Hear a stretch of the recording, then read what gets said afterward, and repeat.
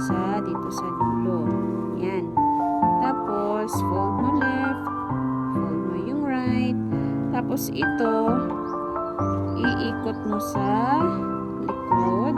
Yan, para maipit, para mapasok siya dun sa tinupi. Tapos, ikot mo na siya. Yan. Yan.